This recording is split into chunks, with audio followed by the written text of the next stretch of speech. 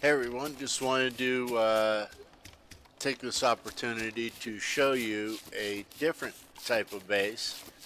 We built the one on Scaliste Island, and that was a big one to hold helicopters. Most people, when they want to start their base, will want to go big. They'll want to build their masterpiece. Other people, and that's fine to do, you can do that, build a grand base. But it's also nice to build your first base kind of small until you get the idea of how much work is involved with it. Because you will want to get a lot of your gear locked up right away, or at least some of it. So this is a base that I have up north. As you can see, it's right in the middle of the woods here.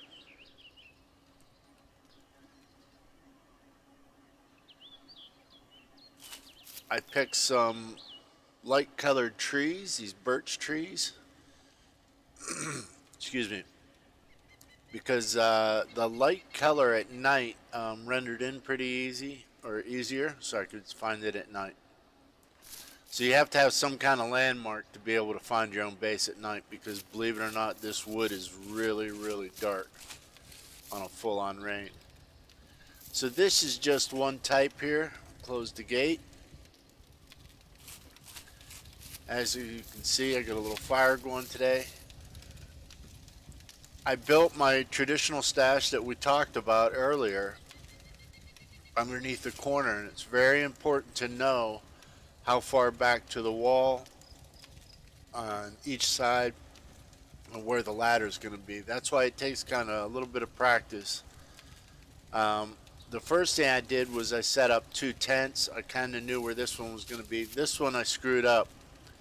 I actually wanted to fit 2 in there, and I thought I would destroy the tent if I built it with the pole going through it, or that it might glitch and I wouldn't be able to access the tent. But everything's fine. I can get in the tent and get whatever I need. 2 more stashes here. They probably could have went back a little further. You can see the one on the right's back further. It's right up against the dirt pile of your foundation wall. Second one's got about 4 inches of clearance. And this one could have been back a little further on each side. But as you build your walls up, you'll get your first and second section in. You'll get these right here on the back wall, these timbers, which will strengthen it. Then you'll get your support timbers for your walkway and your walkway. So another stash here. And I put a ladder on each side. So the stashes help protect it against any abuse, so to speak. If someone throws a grenade in here, they're most likely going to land it in the middle. And if a helicopter is shooting down in, they're most likely going to shoot towards the center. This is my upgraded gate. It's a little bit beefier. It's upgraded all the wall. You can see the diagonal supports on there.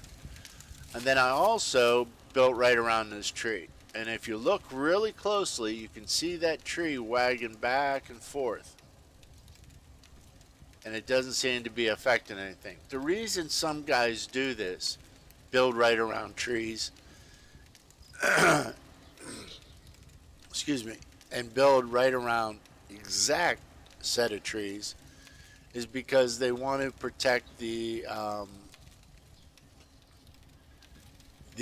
base from a helicopter landing. There's few. This you could still get a helicopter in here and be kind of tight. And a little bird would be the only size helicopter you could get in.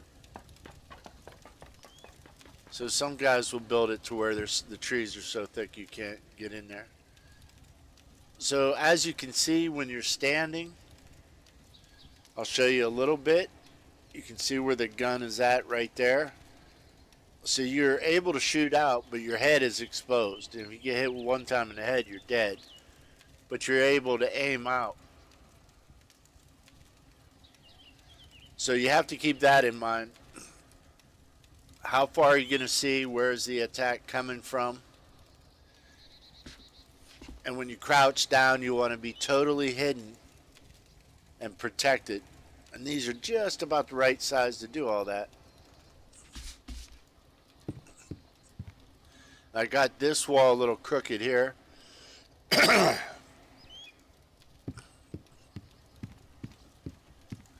But now I can stand up and I can be behind this tree.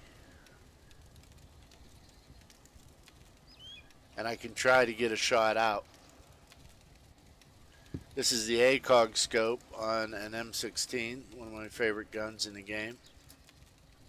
Quite accurate. I'm accurate with it out to about the limit that I checked on here was about 725 yards. Or 725 meters, sorry. But this gives you a chance to walk around.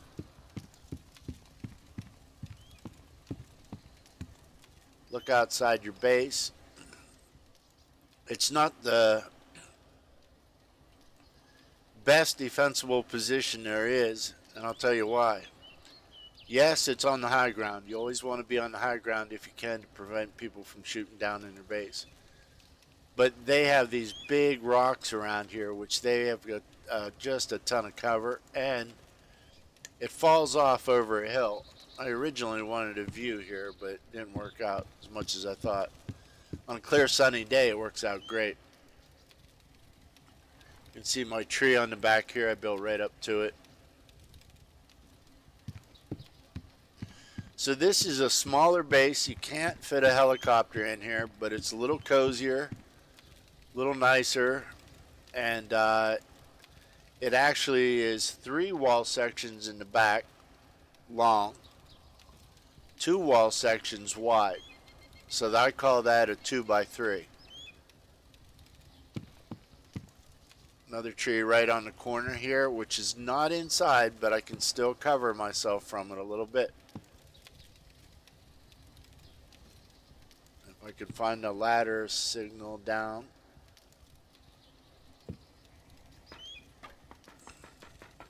And once the ladder is in place, it's built as far as you can get it. So there's enough room in here that if I move the fireplace, I can back in a car and back it right in where I'm standing, and then I can back in another vehicle over here. And I had 2 cars, the black SUV, a motorcycle, and another small UAZ.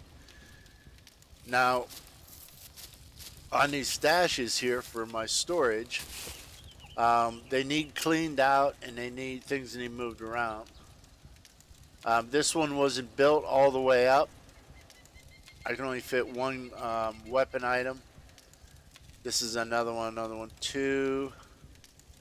As I look down here, 3 for the entrenching tool. So it could only fit about 4, and it won't let me upgrade. So I didn't get that upgraded the first time I built it. Doesn't, because it's a stash medium plus plus, it's not it doesn't have the 4 pluses. So these are like halfway built stashes. Now this one is a camping tent, and it gives you the most. You can see I still have 82 slots left and enough for 4 backpacks, but out of those 82 slots, I still have a lot of gear in here.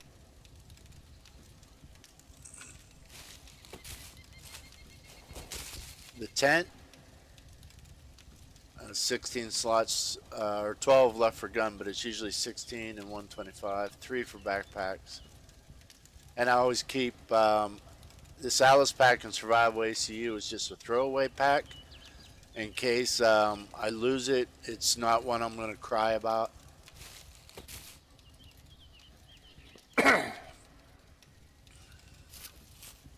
And that's the green, what they call the dome tent.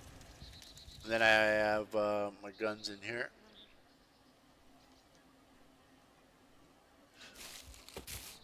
So the camo tent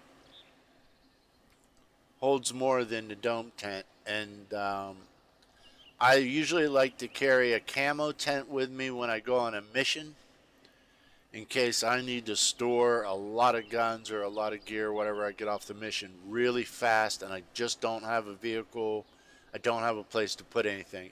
You can run your mission, run up into the woods, and put your tent up there and start shuttling guns and gear up there as fast as you can. Say if you only have 15 minutes left by the time you finish the mission before restart.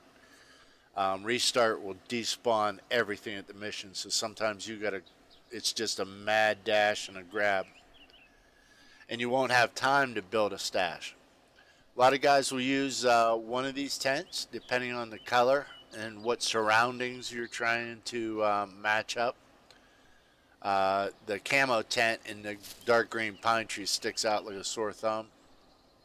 So I like to keep one or two of each, and you can find these at cargo drops, in stores. They're real popular in stores and very popular at cargo drops. So, and the last thing is, some guys like to take those tents and they'll throw up a quick tent above a field where a mission is going to be at, where they know a mission is going to be at. And since the missions are there all the time, trying to think of what I want to keep here and what I want to take south with me. But if the missions are going to be at the same place over and over and over again, the same, dozen, 2 dozen fields, they'll go ahead and put a tent up there, and that's kind of like your support tent. Not an emotional support tent, but a tent for extra meds, extra food, and cooked meat. Cooked meat is another thing that you're just going to have to learn to take on a mission with you. Or as I do, because I always have a fishing pole with me, fish. If you have cooked fish, then you can recover blood really fast. So sometimes you have to retreat a little bit off a mission and go recover blood and heal up and come back to it, rather than dying and having to race all the way back for your gear. So it depends on how lively or deadly the AI in the mission are. So this is a helicopter that spawned right near my base on Scalesti Island. So I'm back. This is actually an old base that I was telling you about in the earlier videos. I came back. I've been away for 7 months off this server. The vehicles despawned. Your vehicles will despawn anytime that you're away for more than 2 weeks, is what it used to be. Now it may be a month or something. So you have to interact with your vehicle every 2 weeks or it will despawn. But I was pleasantly surprised and actually shocked that any of my bases survived 7 months with being gone. So I don't know if that's normal or not. Usually they'll deteriorate, and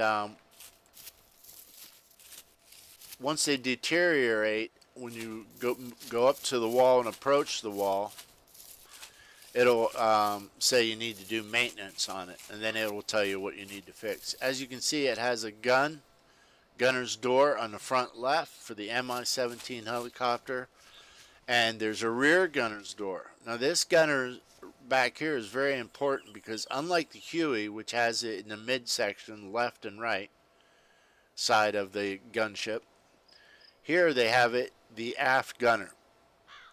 This is important because of their range of motion. He can still hit out the side, but as the heli is pulling away, they can trail out this side pretty far to the back. And we can actually check that out. If we go in here, we'll get in the Mi-17 helicopter as rear gunner. And we're going to go down and take away our third person. Now you can see in here, it doesn't show that I have my hands on here, but you're able to manipulate the gun. You can see the white cursor is actually where you're aiming at. And then one of the other optical modes, I can't remember what it's called, tactical mode or optical mode. You can see that you can aim the weapon far in advance, and it actually has a really cool sight. It looks like it's old-fashioned and out of date, but it really helps center things in. And then as you go along, you can see that it's more than just 90 degrees outside the gunship. You can actually trail away for quite a bit down here. And this is its full limit right here, so you're almost at 180 up here. This is very, very important when you're on a server like I was a week ago with MI17 AI hunting you down. You have to be aware that if he passes you, shoots at you, and then he's banking right, if he's banking and making a hard turn to the right, he is still able to hit you. If he banks to the left, he can't hit you. So we're going to go to the crew chief seat next. This is the other gun seat on the port side, left side of the gunship. And you can see its range. It can't hit you so far trailing away. If he's turning left, this is the gun that will catch you when you're turning left. And they're not supposed to be able to hit you when they're facing dead on at you, because you can see he can't hit behind the pilot seat. He just can't get to it. So they all have their blind spots.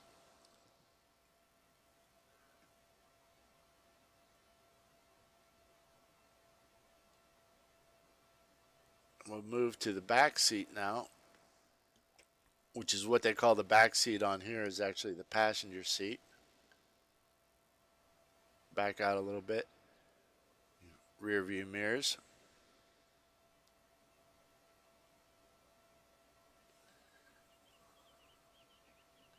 Really cool helicopter. But I wanted to take the opportunity while I have one to tell you a little bit more about it. It is bigger, it's heavier, it's slower. Now with everything in Dayz, everything in life really, there's good and bad in everything. It's a balance, and you have to weigh that balance out. It's bigger and it's heavier. It's hard, and what that means is it's harder to get going and it's harder to slow down. Really hard to stop.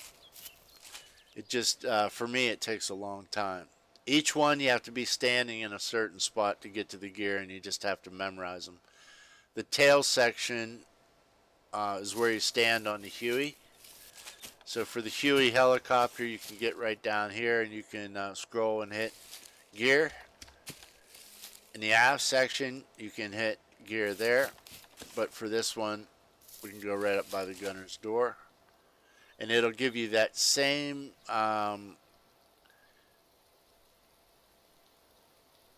indicator that you can see. That's the gun sight indicator. It looks just like your gun sight here, so you can tell where you're going.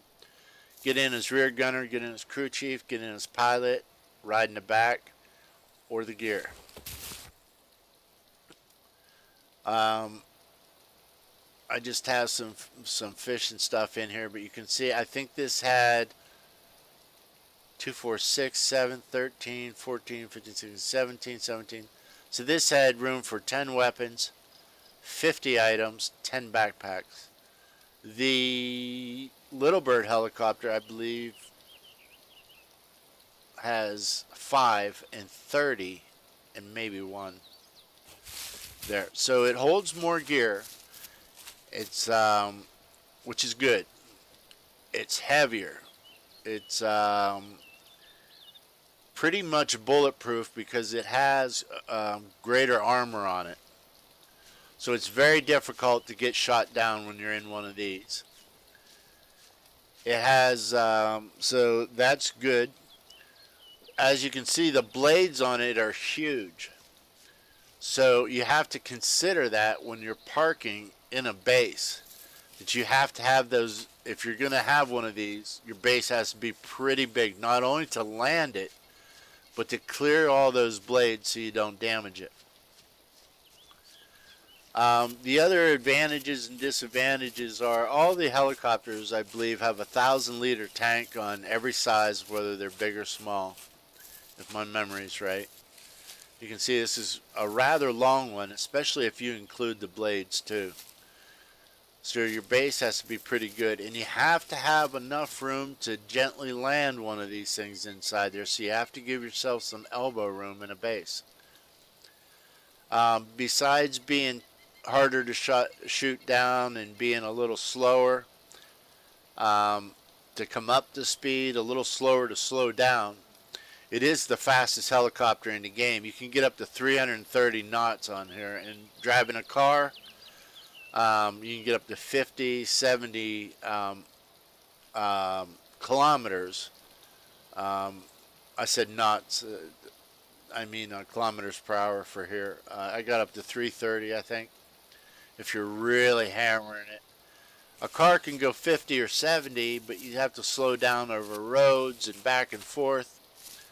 So it makes it more difficult there to get around. So we're just going to jump into the pilot seat here. We're going to hit Q. And we're going to fire it up. It takes about the 15-second count to fire it up. You can see our speed is 0 in the center. You can hit F1. You can see on the right-hand side we have our headphones on now. F1, remember Formula 1 racing is loud, so F1. So our altitude is 0, our speed is 0, but we're facing 334, which is almost due north. We have about a third of the tank of gas. Engine, rotor, main rotor, and instrument panel are all fine. So we're going to press Q. Take off.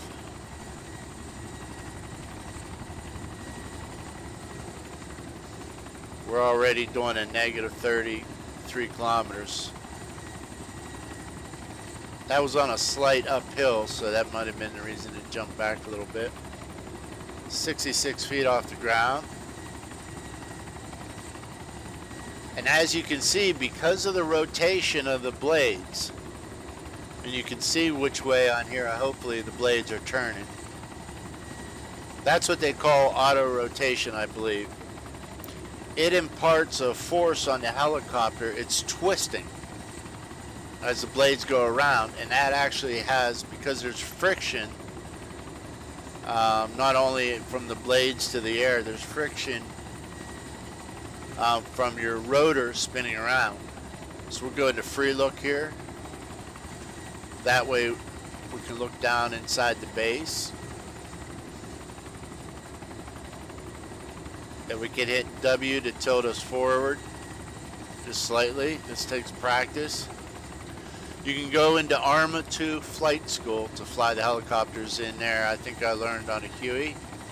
You can see inside the base.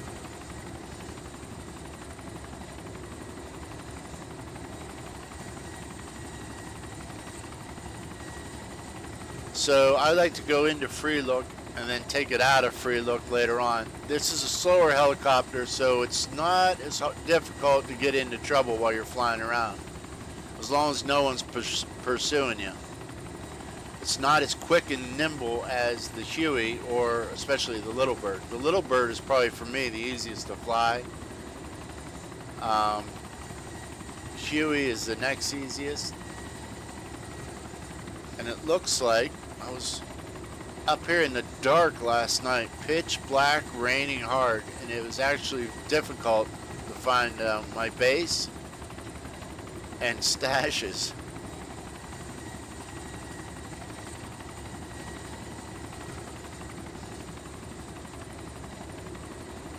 That's my friend's base down there. So I have one up north, he has one up north. We both have one on Scaliste Island, and then I have another one. So that's a different shaped base. Sometimes you can, they'll be shaped depending on the terrain. or depending on what you're trying to achieve. So a little bit of a foggy day out here, and I wish it was sunnier, because what I want to do is use the helicopter to refamiliarize myself. I don't need to learn the map, but I need to see what's going on with vehicles and other helicopters, and the easiest way to find a helicopter is with another helicopter. But it looks like today it's going to be difficult. You just can't see as far as you can on a sunny day, so I might have to come back to it. But you can peer down at the usual vehicle spawns once you learn all the vehicle spawns in the game. Nice pond to fish at while you're up north. Beautiful place to have a base. And then this is what I call Creepy Town right here. I'll try to show you it.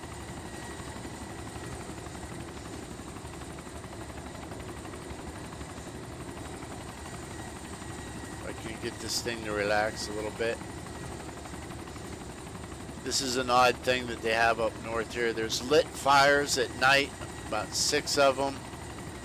A lot of dead soldiers. It's a command post up here, up north, north of the Northwest Airfield. I suggest you visit that for your very first time at night. It's a vehicle spawn point down on this road.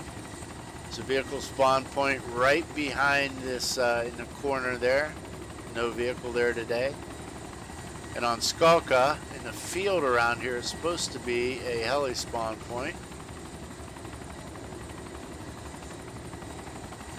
But I don't see any other helicopters today. And then this is headed up to the top of the map.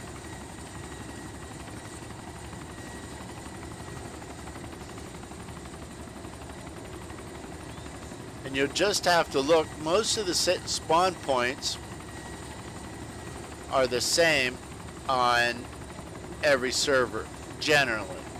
But sometimes you'll have them adjusted.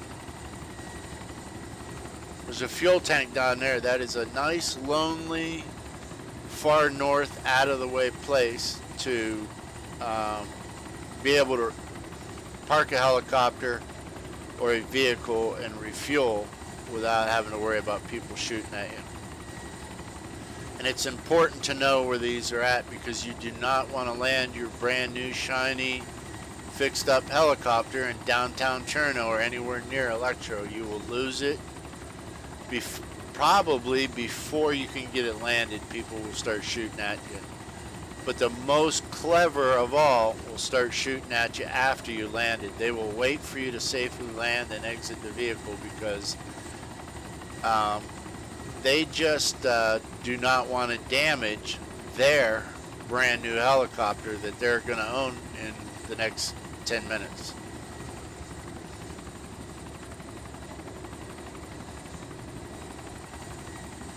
So they'll wait for you to land and depart. I'm trying to fly by keyboard, and it's getting a little bit difficult for me, so I'll have to switch over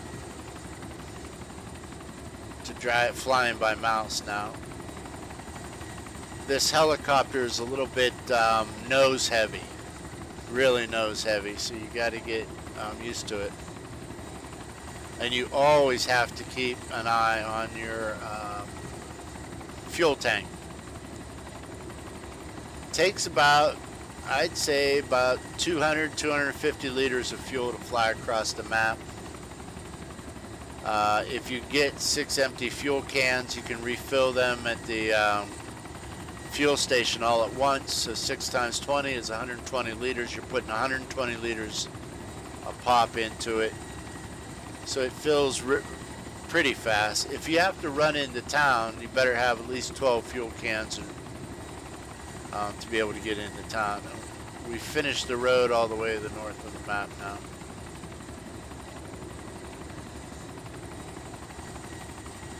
And the map ends, so the rest of it is what I call purgatory. It's where you sometimes will spawn in and can't figure out why there are no trees or whatever. It's just a glitch if the game spawns you out there.